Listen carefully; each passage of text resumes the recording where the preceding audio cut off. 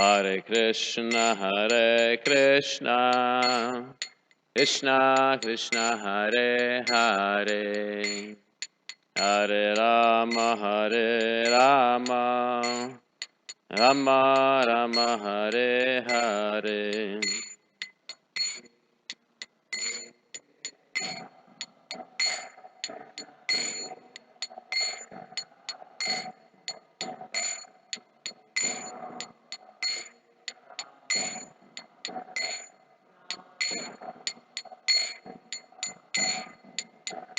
Hare Krishna,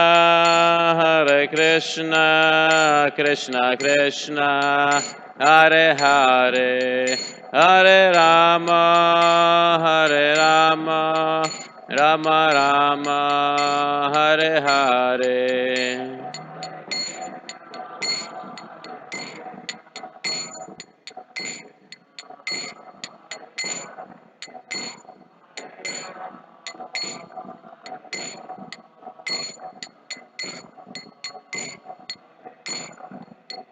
Hare Krishna, Krishna Krishna, Hare Hare, Hare Rama, Rama Rama, Hare Hare.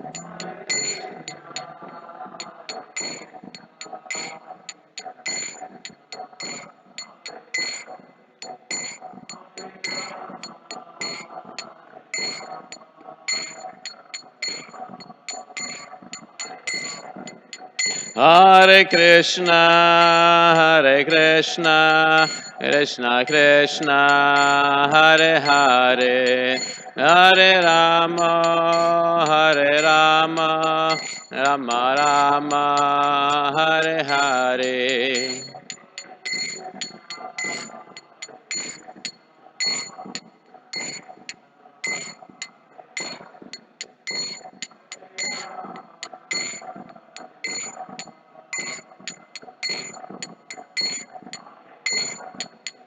Jaya Kishore Kishore, Jaya Kishore Kishore, Jaya Kishore Kishore, Jaya Kishore Kishore.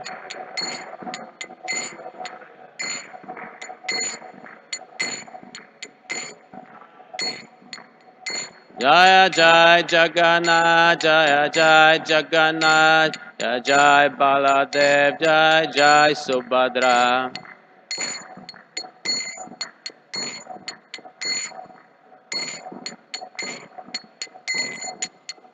Nitai Gaura Haribo, Haribo, Haribo, Nitai Gaura Haribo, Nitai Gaura Haribo.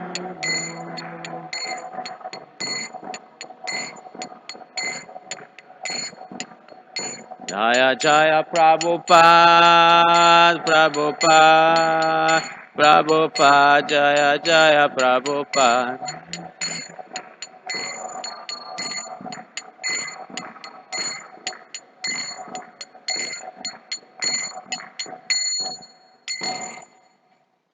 Jai Om Vishnupadaya Paramhamsa Parivigacharya Asatarasada, His Divine Grace A.C. Bhaktivedanta Swami Srila Prabhupada ki.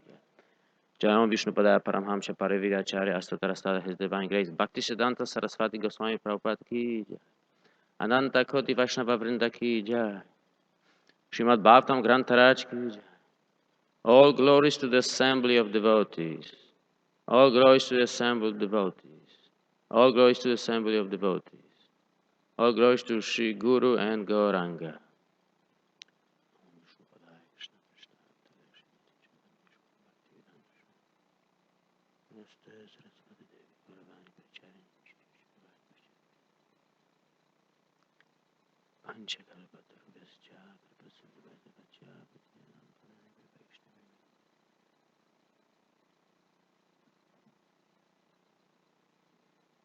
Thank you for coming today.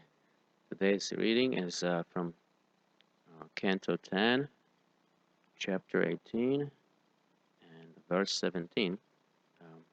Chapter entitled Lord Balaram slays the demon Pralamba. So we read the Sanskrit.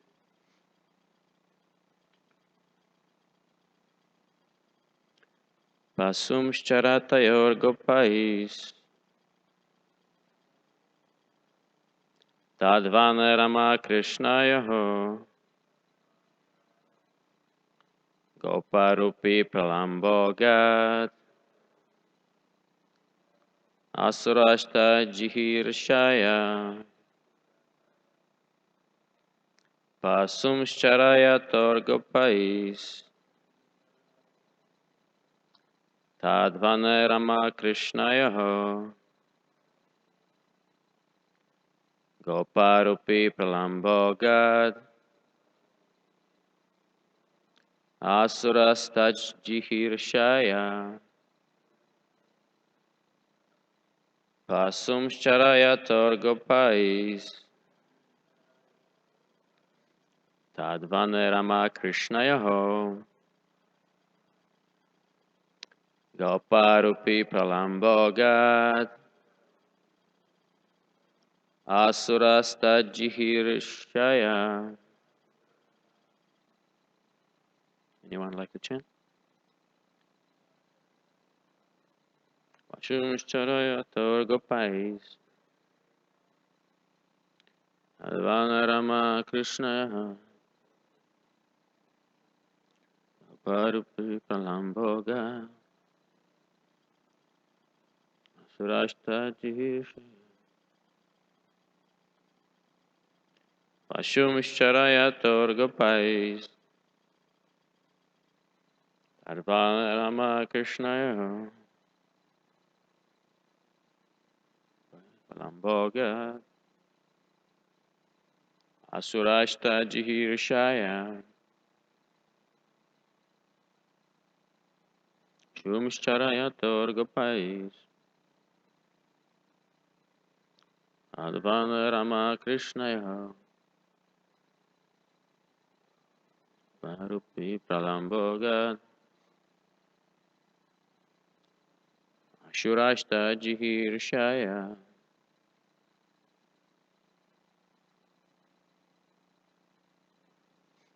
Shumshcharayator gopais Advanarama Krishna Parupi Pralamboga Ashurashtajihirshaya Pashumshcharayator gopais Advanarama Krishna Palamboga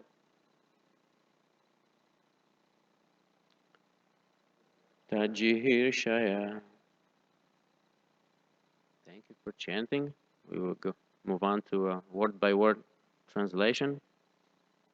Pashun, the animals. Charayataha, while the two of them were herding. Gopaihi, along with the cowherd boys. Tadvana, in that forest, Vrindavan. Rama Krishnayaho,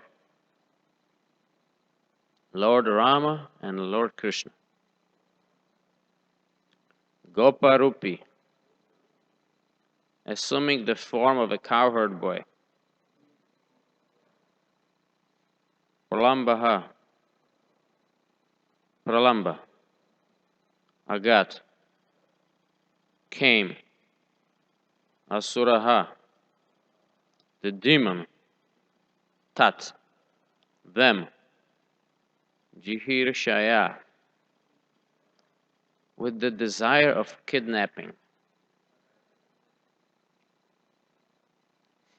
Translation: while Rama, Krishna, and their cowherd friends were thus tending the cows in that Vrindavan forest, the demon Pralamba entered their midst.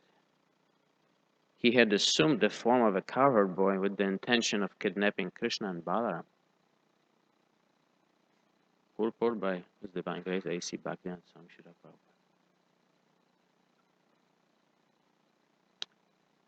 Having described how Krishna and Balaram acted just like ordinary boys, Sukadev Goswami will now reveal one of the Lord's transcendental pastimes that is beyond the range of human activity. According to Srila Vishwanatha Chakravarti Thakur, the demon Pralamba disguised himself as a particular cowherd boy who, on that day, had remained at home with duties to perform.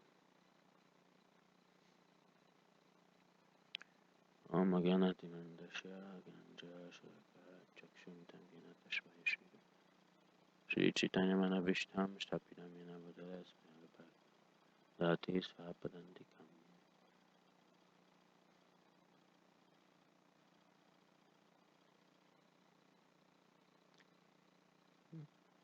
Thank you for coming once again and coming to Srimad Bhagavatam class.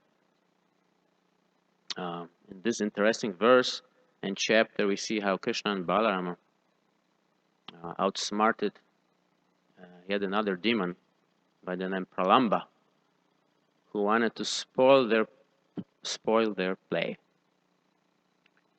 Krishna always has a plan for us, and we just have to do our best to follow his instructions. So Krishna came out with a game plan that if the rules are followed, will make the living entity victorious.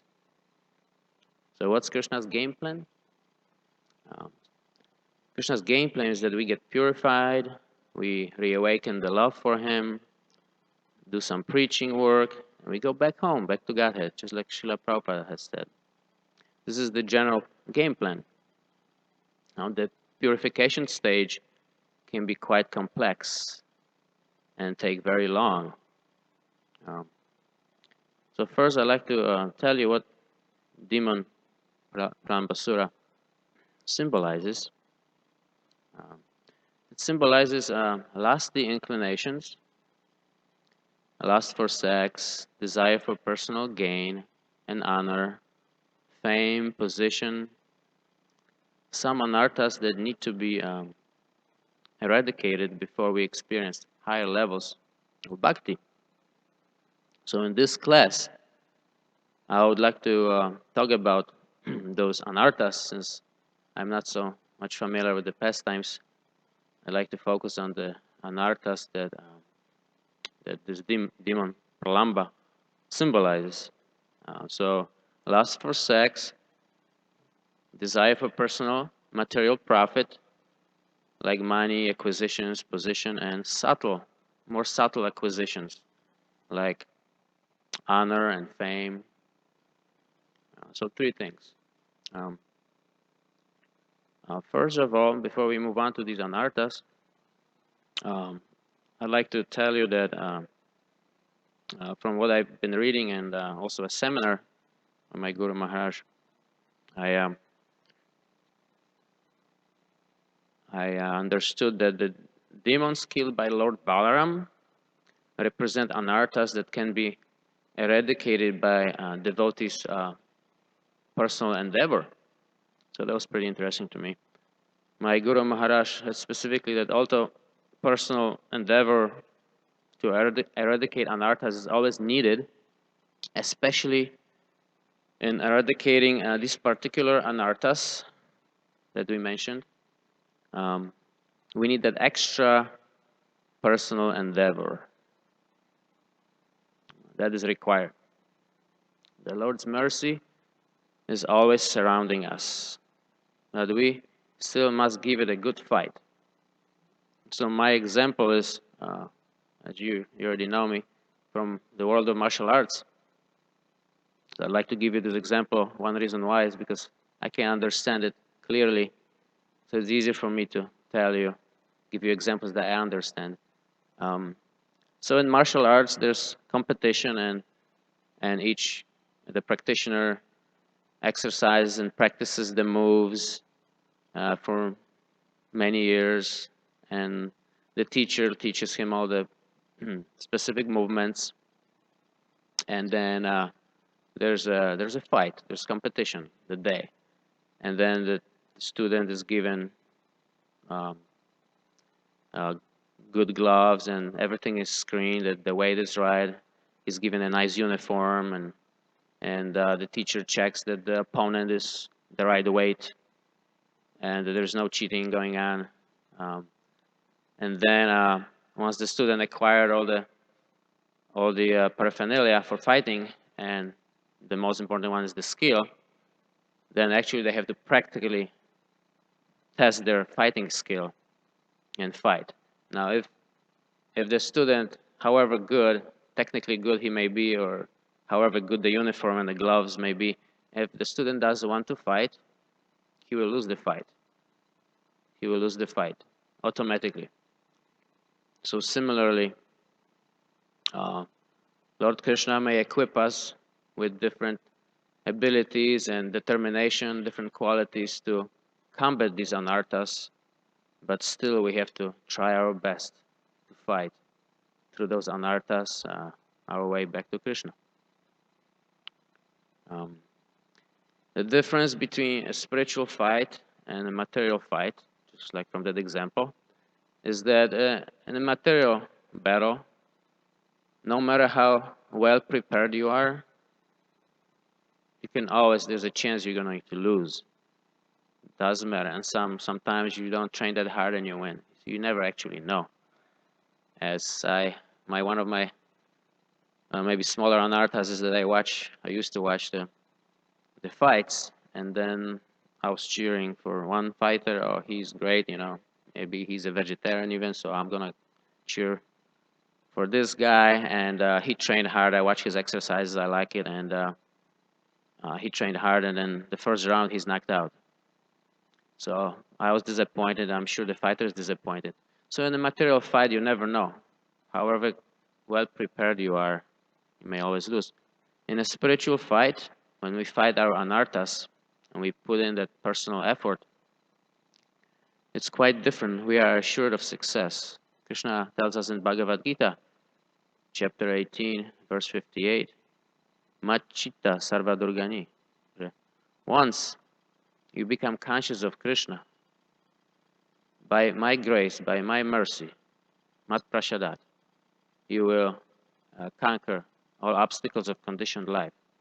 By my grace, my mercy. So there's no question we're going to win that fight, but we have to try very hard. And it does not matter what kind of equipment or skills we have. We will be successful. We just have to try our best.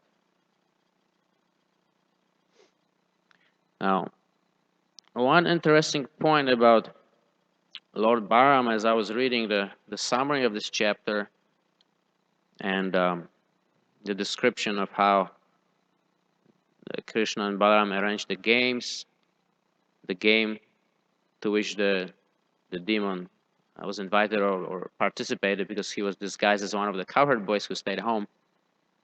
One of the interesting things was that occurred to me is that Lord Balarama, or the teams were divided. So the demon was thinking that Krishna is too powerful to fight, contend with. So he was I think, if I'm not mistaken, he was on Krishna's side. But when the team of Krishna's team lost, they had to carry the victors. They had to carry them on their backs. So Pralamba Sura was thinking, I want to make sure I stay away from Krishna and make sure Krishna.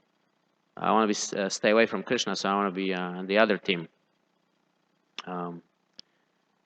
So one interesting thing was that Balarama waited patiently until the end of the game. And when the demon who lost, it was the team that lost, the demon was on that side, the demon got on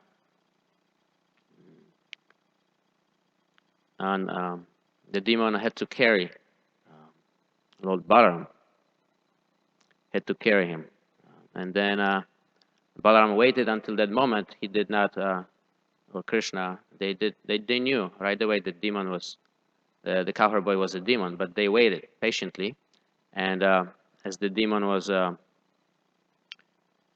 trying to run away or quickly walk away from the rest of the boys and Krishna, farther and farther away, Balarama was waiting patiently. He didn't do anything yet. So sometimes the Acharyas and Srila Prabhupada tells us that sometimes just like the demon who was carrying Lord Balaram on his back, the demon was moving away and away from Krishna. Sometimes our mind behaves like this. Whether we notice or not, sometimes the mind gets into those habits, habitual thinking and patterns of thinking, and it's getting farther and farther away from Krishna. If we don't catch it, it's bad, and we get some karmic reaction. Krishna will wake us up and shake us up in a stronger way. But if we catch it, just like Lord Bharama, he was waiting patiently when the demon got a little bit farther away. So we wait patiently to see where the mind is going, and then we evaluate the situation, see what our thinking is, and then becoming aware of that, we pull the mind back, just like Krishna tells Arjuna in Bhagavad Gita, you have to, the yogi has to bring the mind back under the control of the self. So we have to pull that mind back when we see that it's going away, farther and farther away from Krishna, because the farther it goes away, the harder it's going to be for us to bring the mind back and be in the mood of service again. And the mind will gain that momentum, negative momentum. It's going to be very hard. So we have to start pulling. This is the fight. You have to pull the mind back from wherever it's going. And this is the fight. It's like a tug of war, Sometimes the mind is going fast and we try to slow it down. Okay, bring it back to Krishna. Think about Krishna, and the mind is trying again, and we pull it back again. So this is the fight.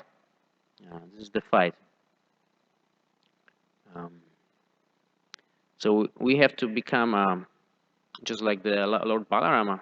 When he realized what the demon was doing, he gave the demon some time, and after the demon walked away for quite a distance, then the Lord Balarama started to become heavier and heavier, so the demon could not walk that far away anymore. And so we have to also become heavier and heavier on our mind and pull it back and back. So we become heavier, we become guru to the mind, by our intelligence and the teachings of the Acharyas, the Shastra. And then once the demon Lord Balarama got really heavy, the demon could no longer disguise his form, so he reassumed his horrible, ugly, powerful form as Demon Pralamba. So now Lord Balarama and Demon Pralamba stood face to face, and no more was Lord Balarama on top of the demon. Now they're face to face. So once we put in a good fight and struggle with our anarthas, we will see them clearly in front of our eyes, very clearly, as clear as ever before. But it needs our effort and constant endeavor to eradicate those anarthas, whatever you're working on, the three that I listed. And once you put in that intense effort, with sincere effort, you'll see that anartha, Demon Pralamba, will be right in front of your face. And then that's what happened. Lord Bharama saw the demon. He says he got a little bit, somewhere it says that he got a little bit scared even. It was a play for Balaram. It's just like he was like an actor, but sometimes you may get a little bit scared too of our anarthas, how bad we are inside, speaking from my own experience here. And then we see it face to face very clearly, and then with our full sincerity and determination, we say to Demon Pralamba, I choose Krishna. I love my Lord. I choose Krishna over you. I will not succumb to your temptations. And this is the blow that Lord Balarama dealt to Demon Pralamba, he hit him with the fist. He waited until the demon faces him, and then he dealt him a powerful blow to the head. Immediately, the demon, his head cracked open, as far as I remember, and the demon left his body or died. So with our intense affirmation that fully convinced by the power of our intelligence, surcharged by the power of the soul, we become guru to the mind. We pull back, and face the demon, see that anartha clearly in our vision, and we affirm with our heart and all sincerity that yes, I choose Krishna over this anartha. I will no more be victimized by you. So this is what kind of, based on reading this, kind of came to me from the readings of this chapter. So now we will cover the three different types of anarthas that we can eradicate by pretty much our own effort. Of course, the Lord's mercy is in the background, and we have to put in a lot of effort, as the Acharyas say, our own personal effort. So lust for women is part A. Part 1, lust for women. So men lust for women, and then women lust for men. So I will read you something, a word of instruction from Srila Prabhupada. And I believe it's from purports in Srimad Bhagavatam. Srila Prabhupada describes about lust or sex. This is from, I think, Srimad Bhagavatam, Canto 4, Chapter 8, somewhere. The heavenly pleasure for the conditioned soul is sexual pleasure. The woman is the object of sexual pleasure. Generation of the living being is necessary for upkeep of the purpose of creation. And sexual pleasure is the impetus for such action. And as such, one can serve the Lord in the act of such sexual pleasure. The service is counted when the children born of such sexual pleasure are properly trained in God consciousness. So that's the key. You can enjoy that sexual pleasure, but you have to bring in Krishna conscious children and train them to become or reawaken their Krishna consciousness. So the whole idea of material creation is to revive the dormant God consciousness of the living entity. In forms of life other than human forms, sexual pleasure is prominent without any motive for service for the mission of the Lord. And further, Srila Prabhupada says in Srimad Bhagavatam, Canto 7, Chapter 11, verses 8 to 12, purport, everyone should be taught to be very careful not to discharge semen unnecessarily. This is very important for all human beings. If semen is not discharged unnecessarily, one becomes extremely strong in memory, determination, activity, and the vitality of one's bodily energy. And from purport to Chapter 8 of Canto 4, these principles have been followed from the beginning of creation. So it's nothing new, really, to engage the sexual pleasure and the service of the Lord. It's nothing new. These principles have been going on for thousands and thousands of years, from the beginning of creation. So this is from Srila Prabhupada's purports. And there is no question of repression, or there is more of a sublimation. We still use the senses to taste this pleasure, which is the main motivating factor of this material world. But we have to apply it in the service of the Lord, and we get purified, you sublimated. Do what is necessary, enter the Grihastha ashram, and do your best to raise Krishna conscious children.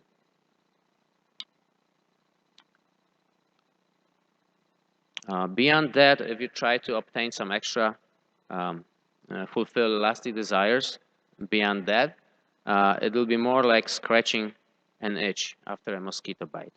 So Srila Prabhupada gave us this example. I think I'll tell you like a funny story that I remember from work. I spent time with many patients who do training with me, physical therapy, and sometimes they describe their vacations and how they enjoy, right? So, so this kind of funny to me. I will describe how we like to scratch, beyond what is necessary. So someone told me that, oh, I go on vacation to such and such place, and then, I have a nice house there, and it's only a walking distance from another house, like a castle, and they do swimsuit shows over there.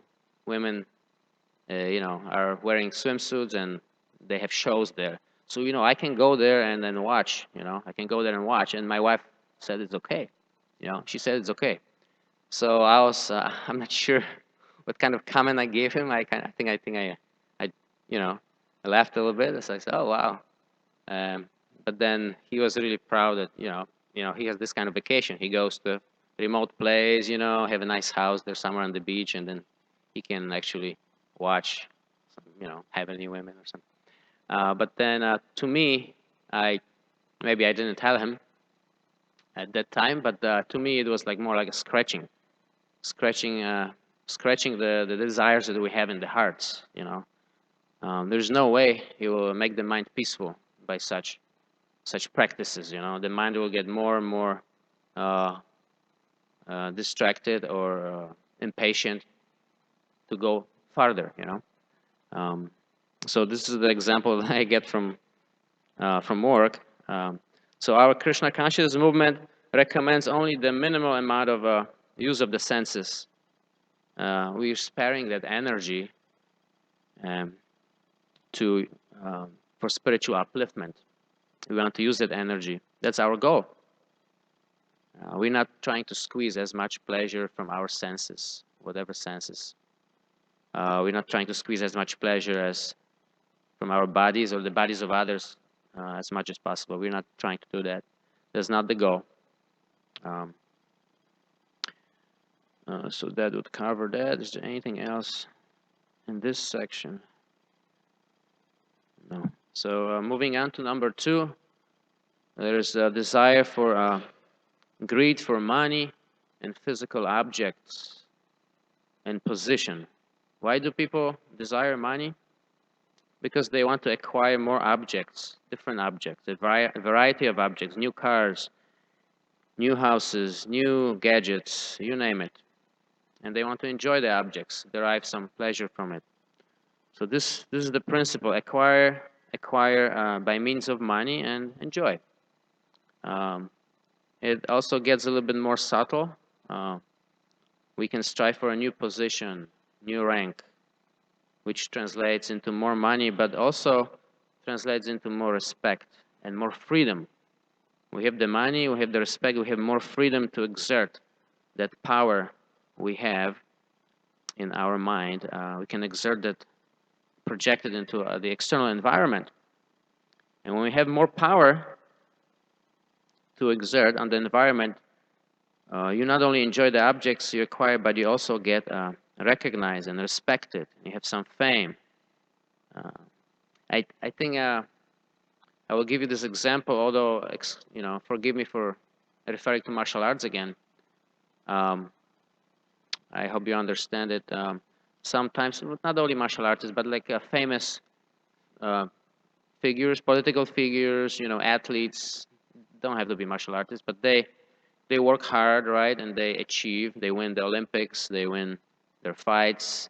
So after a while, when they get to the top, and in the course of that, and also when they get to the top, they become a little bit, it gets to their head. So they say things that they don't need to say, and they also engage themselves in, they misbehave. And proper conduct, you can see. This great athlete, he was speeding and driving, he beat this woman, and he did this, he went to a bar and did this. It's ridiculous. Great athletes, they have fame and name, and they they say very filthy, filthy dialogues, filthy words, and towards others, and they also misbehave. It's a shame. So much work, and they're like spoiling their reputation, and people like to watch that actually. And then they're still liable. Some of them go to prison. They of course have a lot of money, they can get out, but they're still liable. Whether they get caught or excused here in this world, they're liable. Sooner or later, it'll catch up to them. So acquisitions of fame and recognition gets to your head, and you think you have more control, and you can say whatever you comes to your mind, and you can do also things that you normally would not do had you not had that reputation or fame or money, power. So that's unfortunate, but this is the tendency of our society. As soon as you get a little bit higher rank, higher position, you tends to get to your head, and you engage yourself in improper conduct. So this is the kind of a tendency in our society when we acquire these things. And I was actually I was biking to work the other day, and I saw this big sign on one of the spiritual buildings. It was a spiritual building, and it says, I took a picture of that, just sent it to my friend, but it says, "Enjoy creation, the labor of our Creator." So I thought about it, and I was like biking to work, and I thought about it. Enjoy creation, the labor of our Creator. Enjoy creation. So I was thinking, right, I mean, we certainly do get some enjoyment from this world, if you know how to enjoy it. And certainly Krishna, God, or Lord Brahma, his administrator, certainly created this world. I'm not sure how hard they had to work for it, but it was created. But what I understood from this message, enjoy creation, the labor of our Creator, is that we are encouraged. We are more or less directly encouraged to enjoy the creation, the material objects, material, whatever is in front of us. Because the Lord God created it for us to enjoy. And I think there is a little misconception there, because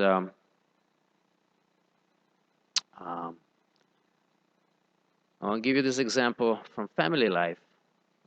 Let's say a little boy, 3, 4 years old, gets everything from his father and mother, for maintenance, food and everything. He enjoys without even thanking the parents. He's not sufficiently developed yet in consciousness, so he's just taking the service, whatever the parents are providing, and he's enjoying in this way. He doesn't realize how hard the mother and father have to work to provide this, and what he should be doing when he grows up. So the child grows up, let's say they're 10 or 15, and they're still in the same mode. They're just receiving service from the parents. The parents are paying for food. The parents are paying for their shelter. The parents are paying and providing for their education. What else? And the child doesn't change his consciousness. The child is still taking it for granted. The change of consciousness, according to our teachings, is that the child understands, oh, my father and mother, they work so hard. They gave this to me of all these years. I have to change. I mean, I have to give something to them, give it back to them. I have to do something for them. So he comes up to the father and mother and asks, Mom, Dad, what can I do for you now? You've been doing all this for me. It's time for me to start giving you back. I don't care so much for all these privileges. I know I always have it, but I'd like to do something for you. What kind of service can I do now? So, so this kind of consciousness we like to develop in our, movement. Consciousness of serving God more than enjoying the creation and the labor of our Creator. Actually, in some of the purports, it is said many times that the creation, maybe even part of what I try to read to you from purport to Srimad Bhagavatam, the creation is just for us to reestablish our spiritual consciousness so we can go back home, go back to Godhead. Not necessarily for staying here for too long. Prolonged stay here? No, no. We want to stay here as long as we need to, and then we want to reawaken our love for God and go back to our spirituals, to the spiritual world, which would be our home, true home. So the focus is not on enjoying the creation; it is on accepting what's necessary and trying to serve others in their spiritual life and serve God in that. Um, so this, I think, takes care of the anartha, the desire for money, physical objects, position, rank, influence, all these things. I'd like to say in conclusion that when facing Pralambasura, the demon, a practicing devotee can learn something from the words of Arjuna, Lord Krishna's friend and great warrior. The essential realization of a devotee is such as expressed in Arjuna's words from Canto 1, chapter 15, verses. I will find this portion for you. It says, Arjuna tells Krishna, he talks about Krishna. Only by his merciful strength was I able to vanquish all the lusty princes assembled at the palace of King Drupada for the selection of bridegroom. With my bow and arrow I could pierce the fish target and thereby gain the hand of Draupadi. Because he was near me, Krishna, it was possible for me to conquer with great dexterity the powerful king of heaven, Indradev, along with his demigod associates, and thus enable the fire god to devastate the Kandava forest. Only by his grace was the demon named Maya saved from the blazing Kandava forest, and thus we could build our assembly house of wonderful architectural workmanship, where all the princes assembled during the performance of Rajasuya sacrifice and paid you tributes. Your respectable younger brother Bhima, who possesses the strength of 10,000 elephants, killed by Krishna's grace. Jarasandha, that atheistic king whose feet were worshipped by many kings. It was by Krishna's influence, by his influence only, that in a fight I was able to astonish the personality of God, Lord Shiva, and his wife. Thus Lord Shiva was pleased with me and awarded me his own weapon. The military strength of the Kauravas was like an ocean in which there dwelled many invincible existences, and thus it was insurmountable. But because of his friendship, I, seated on the chariot, was able to cross over it. Generals like Bhishma, Drona, Karna, Burishrava, Shusharma, Shalya, Jayadrata, and Baklika all directed their invincible weapons against me, but by his grace, they could not even touch a hair on my head. Similarly, Prahlad Maharaj, the supreme devotee of Lord Nrsimhadev, was unaffected by the weapons of the demons used against him. So this is how Arjuna feels about his success. So even though it was a real fight, historical event, we can appreciate it. We're not trying to fight anyone physically. So we appreciate it at the level of our spiritual development that we can conquer demons inside our hearts by appreciating Lord Krishna's grace and putting in a lot of personal effort as well, especially with the three anarthas that we mentioned. So keeping the Lord's protection in our awareness, we must put up a good fight. And I wish you the best in this process. Hare Krishna. Any questions, I will be very happy to try to answer.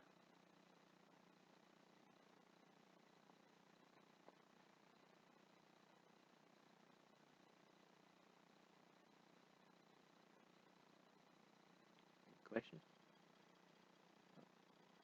Should I bother? I got a question. I'll take my microphone if you want. Seconds. Oh,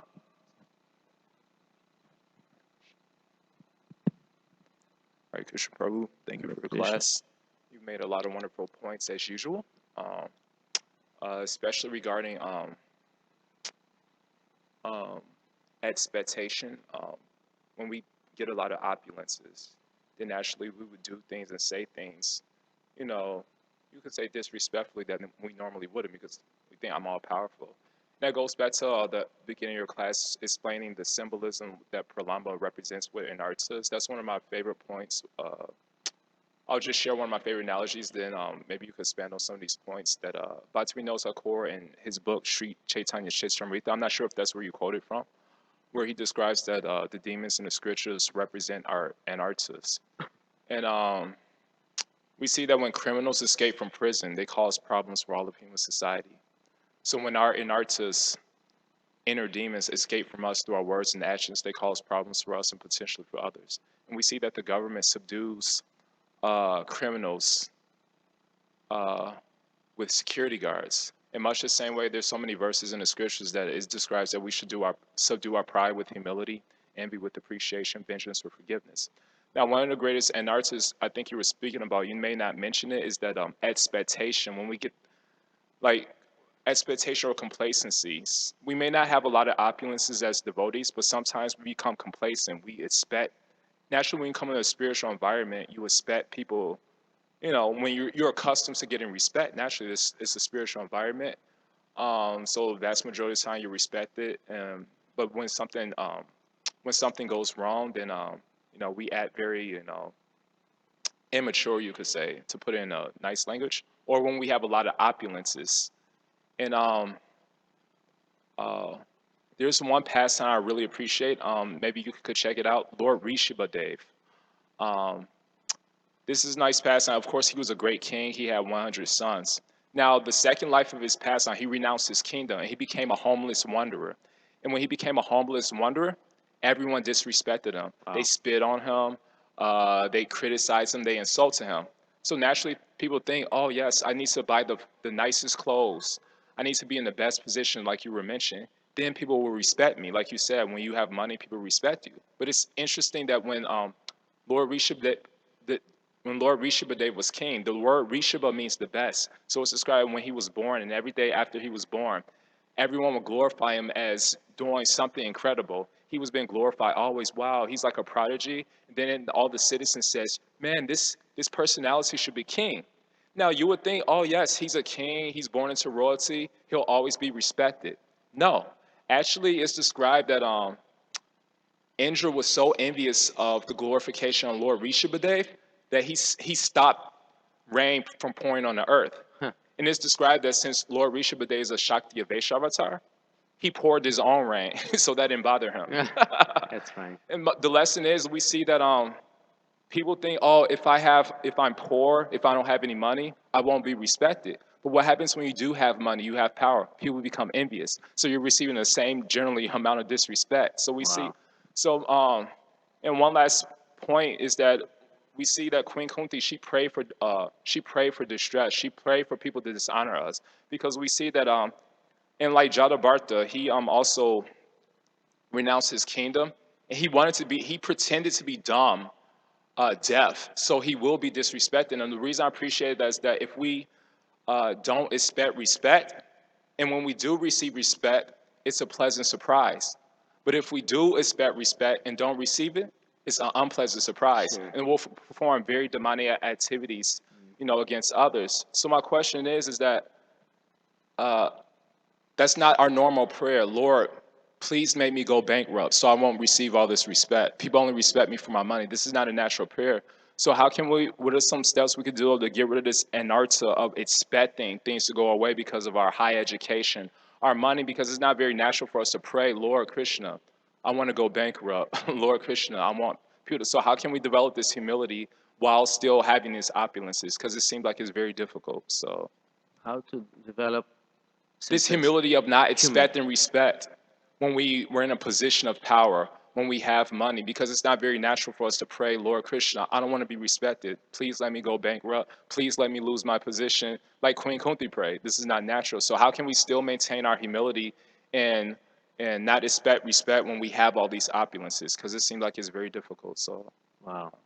anyway. It's a very good point, I think from my experience, it's just doesn't matter what you have as you start, because if you get, a little proud, even if you have a little bit of something, there is no reason that you won't be proud when you get more, So whatever you have, we all have our material possessions that we work with, and our families, friends, whatever we have, doesn't matter, if we're like political figures or we're just average person who's not really recognized, in society, it doesn't really matter. We all have something, so we work with what we have, and at our level, we can work on humility. So if you're able to remain humble with what you have now, the chances are better that when you get more of the opulences, if you get them, that you will remain humble. So from the point that we are at now, let's say you have one car and you have your family and an apartment, whatever. Try to offer everything Krishna in the morning and make an affirmation in the morning, during your morning program sometime, that everything belongs to you. I'm just using these objects and I'm interacting with my family, but they're all servants, your servants, and everything belongs to you. You make this affirmation daily with what you have, then in the course of time you may get more, you may not. It's Krishna's will. But if you practice this affirmation every day, the chances are when you get more of the opulences, you will still be able to remain somewhat humble. You know, it's a struggle. It's hard because sometimes we expect things and we get a little proud. I got promotion at work. I make more money now. I got my second car. Because it was needed. You needed second car. But sometimes you get a little bit proud, and you tend to give yourself credit. Yeah, I mean, I work harder, and I studied. I passed my course. I got promoted at work. The tendency is to give yourself too much credit, but every day we make this affirmation. Whatever happens in the future, you're already practicing this affirmation and giving everything to Krishna, surrendering everything to Krishna, and then it's going to be easier. Whatever happens in the future, we don't know for sure what's going to happen with our material situation. John, thank you. I'll just share two last quotes. It's almost 8:30. Sure. Regarding your point, and Rishabhadev, Rishabhadev was disrespected when he was poor and when he was rich. Of course, he received some honor, but he was still disrespected. So there's a nice quote by Buddha. He says, the word blame means to criticize. So Lord Buddha says something I keep in mind all the time. He says, they blame one who is silent. They blame one who speaks a lot. They blame one who speaks a little. They blame those who are poor. They blame those who are rich.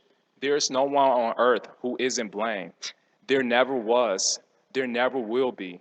Nor is there now a man who is always blamed or a man who is always praised. As a solid rock is not shaken by the wind, wise people falter not amidst praise and blame or honor and dishonor.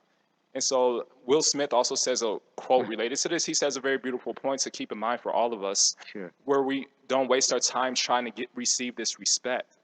He says, Mahatma Will Smith, Prabhu, he says a good quote. He says, people spend money they don't have to buy things they don't want, to impress people they don't like. Hare Krishna. Thank you for letting me share. Thank you very much for your comment. It's getting a little bit late. I guess that will. Got any questions? I think it's about time. Srila Prabhupada ki jai.